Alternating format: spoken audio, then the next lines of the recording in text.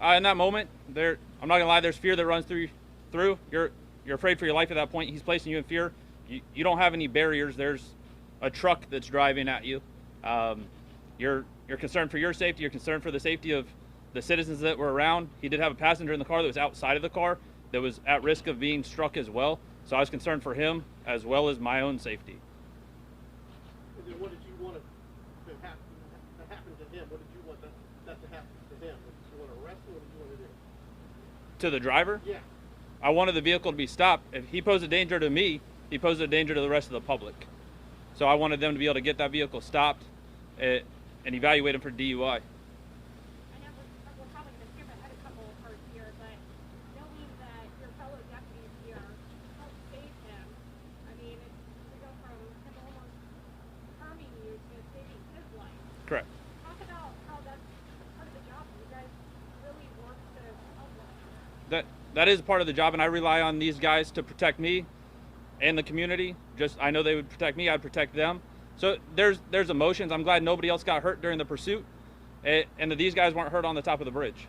I'm excited that it ended the way that it did, that he was saved, and it didn't have to go any further than that. You want to talk to who we picked up from the... Yeah, at this time, I'm going to turn it over to these guys. They were involved in the pursuit. I stayed on scene with the passenger at that time.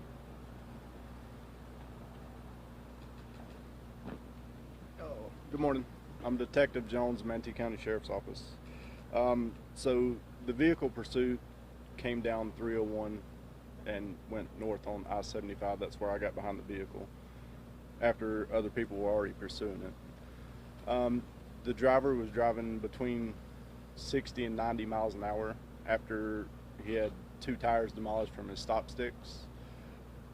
So we let Watch, our helicopter unit, take over calling the pursuit out, and that's when he stopped on top of the bridge. When he stopped on top of the bridge, he got out of his vehicle with his phone in his hand. He waved at me and went over the side of the bridge. What's going through your head, I mean, at that point? Well, initially it was, we need to arrest this guy, but when he threw his legs over the bridge, it went from an arrest to stopping him from jumping off the bridge, or at least trying to. In this case, we were successful. How do you even do that? How did you go to report with him after knowing what all he just told you? It's a job. You have to do it.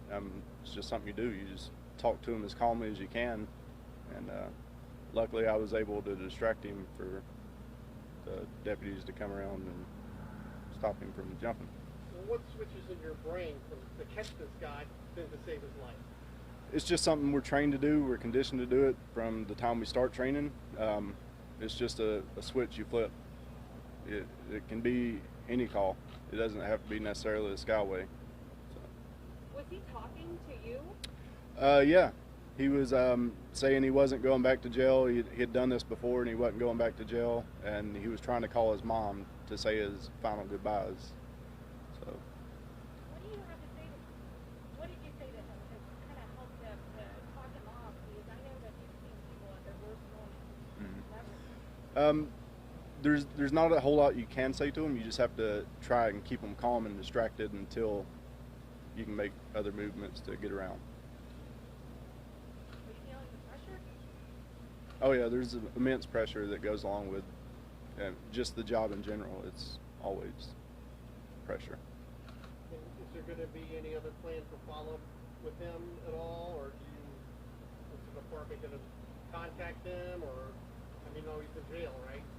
Yes, sir. That's going to be up to other areas of the sheriff's office.